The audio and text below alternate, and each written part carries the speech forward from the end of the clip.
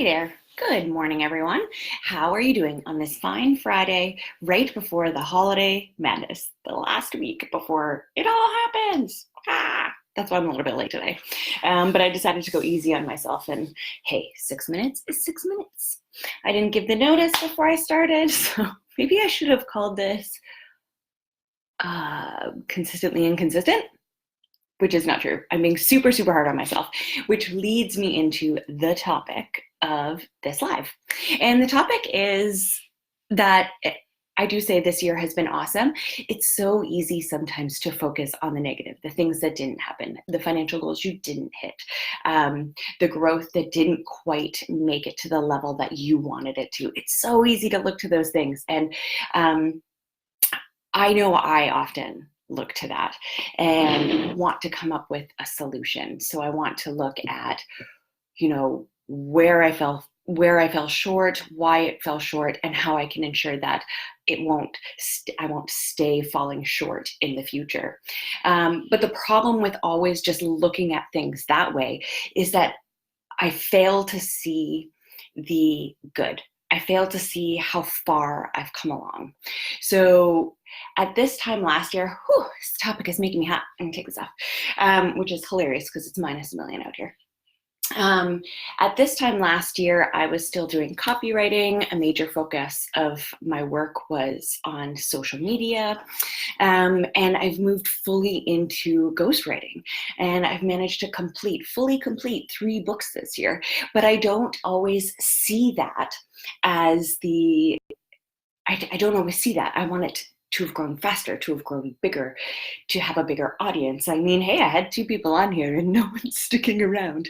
This is one of the hardest things about the shout out into the void, and why I've had a hard time staying consistent in my online presence, because you're just like, maybe I don't have anything good to say. Maybe no one cares. All those things, it's terrible. And so sometimes these things make you want to hide. And it comes back to this idea of not focusing on the good. I've met some super awesome people in the last couple of years and have developed amazing relationships. One lady I have to shout out is Rhiannon. I don't know if she's going to see this or watch it maybe on a replay, but she has been amazing.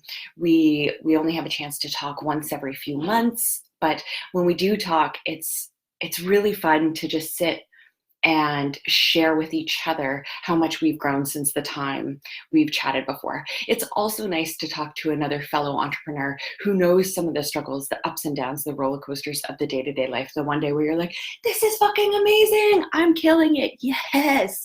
And then you have the next day where you're like, oh geez, what did I do?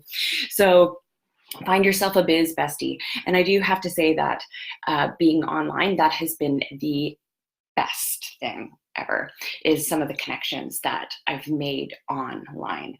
And I definitely have a few more that I've met and really love. I had a great conversation yesterday with a lovely woman named Diosa, and I'm looking forward, I think I pronounced that right, to continue to develop that relationship. She's an artist, she's a mompreneur, she's doing really great things, and has a YouTube page as well that my bangs are driving me crazy, that I just started following yesterday. So I'm excited to see what's coming up for her and what's going to be new in the future for her.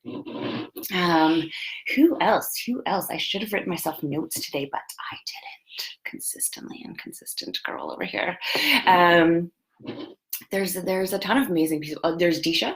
You need social media management. That girl is awesome. Super excited to have met her. She always knows what's going on with Facebook, all the upcoming things. And she's also super supportive on my posts. So it's really nice to have someone who jumps on and comments or likes and is just generally just around. That's the nice thing too. I mean, we all recognize that we're here and we can be friends, but we can support each other. It's kind of like we're in the unofficial school of business together. So support each other. It's super, super easy. I follow every business page that I'm invited to, almost, pretty much. I think 99.99% I follow. Why? Because it costs me nothing. It costs me nothing. It ups the person's numbers for optics. I barely see the stuff. I mean, I don't know how you feel about that. Do you think you shouldn't follow if you're not going to engage with her posts? I don't know. But I don't I don't see a problem in following someone's business page. So that brings me to my next point. Rambling live today. It's okay. Sip of coffee. My next point, which is some awesome things are going to happen next year. I'm going to start a community. I believe I'm looking into something called, let me see where it is here. It is called Vibely, Vibely.io. So I'm just going to look into that as a way of creating a community for writers or just anyone, actually, any entrepreneur who wants to finish their book. And it's not necessarily that I was recently, or actually earlier in this year, speaking to another coach who worked out of the co-shared office space, or coach who worked out of the co-shared office space I work out of. And you know, I was talking about some of the programs I was running. She's like, you're very quickly going to burn out. So, and I didn't. Actually, I ran one beta test of a program that ran for 3 weeks, and it did really well. I'm still very new to launching and haven't successfully launched a paid program yet. So anyhow, my point is, going back to that Vibely, part of what was on my vision board from last year was creating community. And I really want to continue to create community. I've been engaging, I guess, a little bit less and less online. So I've kept my few really great contacts, or if someone speaks to me and I really enjoy engaging and talking to them, then I've stuck with that. But I've been a bit more, guarding my time a little bit and my energy, and focusing on the things that I really need to focus on. So anyhow, but community though, Vibely, I'm going to check it out and I'll see if that community works out. If anyone is interested in writing a book for 2020, please reach out. And if you'd like to join the community, I'd love to have you. It's not going to be something where I'm going to be doing like all the work in the community. I think that it can be more of a shared experience, and we can jump in and chat with each other and more create something where we're all like a give and take of writing ideas, the things that we come up against, and all those sorts of things. I mean, sure, it might be a test for possibly having a paid program in the future if people are interested in something like that, where they receive regular writing prompts and those sorts of things. I would love to do that. I've come up with this week actually a few writing prompts, and there may be a freebie as one of the awesome things coming next year, with a whole bunch of really fun writing prompts to get you thinking about your business in a different way, especially when writing an about page. Sometimes they just get really stale and boring. So I've come up with some writing prompts to get you thinking differently about how you can write about you, how you can write fun posts. They're just kind of fun and different. So that is coming down the pipeline for 2020 as well. The other exciting thing for me is I have raised my pricing based on the advice of my mentor, which terrifies me, but I'm very excited. So for the next, I think, 3 clients, it'll be within the $7,500 range. And then I'm clicking it up again. And it's not really it's not a scare tactic. I don't mean it to be a scare tactic, but I have to keep growing and in continuing to hit my financial goals, as I've made that a priority for myself this year. Very new. I have to keep growing. So that is it. Three more clients at that $7,500 range. And then once I have that experience, I'll click it up to the 10K. Yeah, crazy. Amazing things happening in 2020. I'm very excited. Also, I have a YouTube channel. If you like these videos, if you want to follow them, if you're a new entrepreneur and really just want to hear someone else's story from the perspective of someone who's still just giving her a go, trying all the things, making all the mistakes, then follow my YouTube channel. I will link to it here. It's a nice way to go back and be able to see all the videos instead of scrolling down my post, if you like them. I mean, I wanted to create these videos because when I first started, it was all the videos are from people who are a voice. They've succeeded. They're a voice in their industry. And it's really great. And those videos really help us. We want to hear from and learn from people who are ahead of us, who have succeeded. So, I mean, I'm already 2 years in. but I'm still facing some interesting challenges, and I want to continue to share them from just an open, honest place of, hey, I'm still kind of messing up every day, or yeah, messing up once in a while, but also trying to be a little easier on myself in that even though I mess up, I still have some major successes. My business is like huge leaps and bounds beyond what it was when I was here a year ago. Thinking back to where I was a year ago. A year ago, I was working on a completely different product. It was called Sadie Tells Love Stories.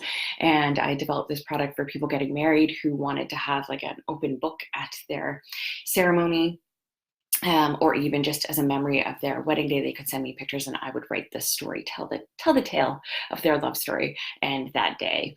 It bombed. I didn't get any clients. But I think a part of that had to do with me also maybe knowing that I was separating myself between two different things. I really loved this ghostwriting, and it was calling me. It was just saying, no, that's a great idea. Even my mentor had said, that's a great idea. I love that love story idea. And I do as well. But the funny thing is, I had started that Pinterest I talked about where I got it to 2.5 million views, and I was posting all wedding stuff. Guys, I've never been married. So I think there was a part of it that was feeling, I've been in love, and I am very much in love right now. But it just felt like, I don't know. I was on the wrong path. I was heading in the right direction, but I was sort of on the wrong path. Anyhow, my point is, do I have a point today? I do. I did awesome things in 2020, and I'm so much further along than I thought I would be. Obviously, there are things I really want to keep doing and more I want to do, but for now, this is where I'm at. 3 full books done, 5 to 6 more on the way, depending when some people take their books off hold. And yeah, I'm going to keep going. To end off this live, as I've been doing all week, I've got 2 people in. I'm going to pull a card from my Oracle deck. And today I'm just pulling a card for myself. I'll start, and if you decide you would like one too before I head off, just say a hello in the comments that you would like a card, and I'll give you one. Although this might not be the favorite thing, the 2 people are gone, but I'm going to pull myself a card for today because I've got some holiday cheer to get done. I'm going to call it holiday cheer. And I've also got some work to get done. So I'm going to pull a card to ask, how do I stay in high energy and get it all done today? Here's the card I pulled. Ooh, blow off some steam. This is the card I pulled for Steph the other day. Blow off some steam. Okie dokie. This one is easy. It's just saying, if you're frustrated, if you're feeling like, meh, go shout out into the wind, yell into the shower, not something. Be very clear. Punch a punching bag. Go to the gym. Let it out. Work it out. Do your thing. So if over the holidays you're feeling like, oh, all those big things are bringing you down and you need a little bit of something, blow off some steam. Well, guys, I think that's my last live before Christmas anyway, or the holiday season. I may do one more over the next couple of weeks, but for now, this is me remaining consistently inconsistent in an awesome way. So I hope you have an amazing holiday season. And if I don't speak to you before, I wish you all the best and a super amazing new year. Bring on 2020. I am all in.